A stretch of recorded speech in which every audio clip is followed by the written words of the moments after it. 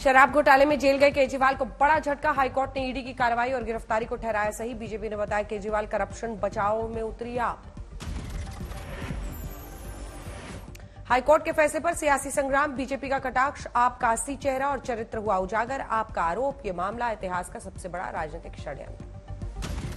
कांग्रेस के घोषणा पत्र पर पीएम मोदी का एक और बड़ा हमला, बोले मैनिफेस्टो में मुस्लिम लीग की छाप। विपक्ष पर फिर चढ़ा तुष्टीकरण का आरोप। चेन्नई में प्रधानमंत्री का भव्य रोड शो, सड़क पर उमड़ा जनसैलाब। असम के लखीमपुर में गृह मंत्री अमित शाह की चीन को ललकार, बोले 1 इंच जमीन पर नहीं कब्जा। कांग्रेस पर असम के साथ अन्याय करने का आरोप लगाया। अरुणाचल प्रदेश के नामसाई में रैली को संबोधित करते हुए चीन पर भड़के रक्षा मंत्री, कहा नाम बदलने से कुछ नहीं होने वाला। अगर कल हम चीन प्रांतों के नाम बदल दें तो क्या वे हमारे हो जाएंगे? कुछ स्टेट्स के हम नाम बदल दें तो क्या नाम बदल देने से चाइना के वो स्टेट्स हमारे हो जाएंगे? इस गफलत में चाइना को नहीं रहना चाहिए। पीलीभीत में गरजे योगी आदित्यनाथ, बदलते भारत का मंच से किया जिक्र, कहा इस भारत में सुरक्षा भी है, सम्मान भी, विकास की बड़ी परियोजनाएं भी।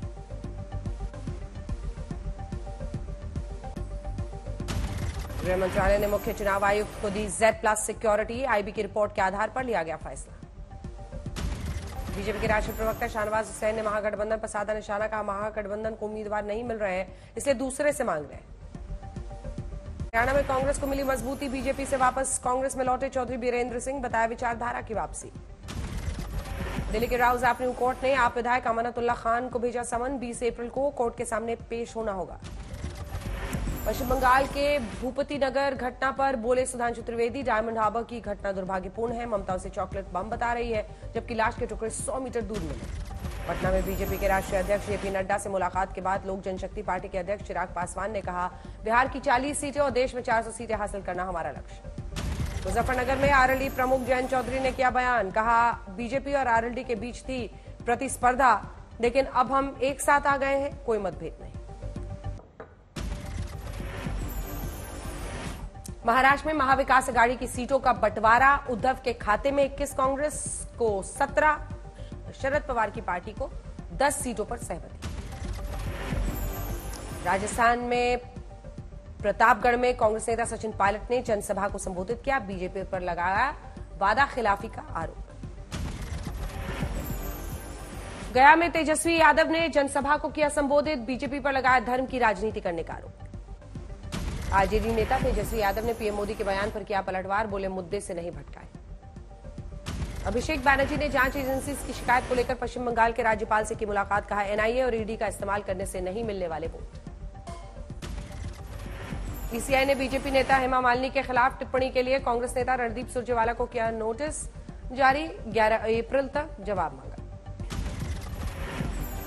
पीलीभीत से बीजेपी के उम्मीदवार और कैबिनेट मंत्री जितिन प्रसाद का बयान, कहा अगर पता होता कि पीलीभीत से चुनाव लड़ूंगा तो इस क्षेत्र को मुंबई बना देता।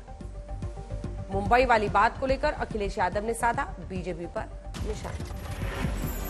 यूपी में लोकसभा चुनाव प्रचार के बीच फिर दिखी अखिलेश यादव और केशव प्रसाद मौर्य के बीच की तनातनी, दोनों नेताओं ने एक दूसरे पर जमकर कसे तंज।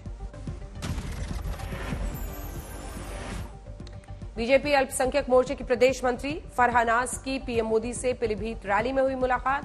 फरहा बोली, मुस्लिम महिलाओं के लिए बनाए गए कानून से हो रहा है फायदा।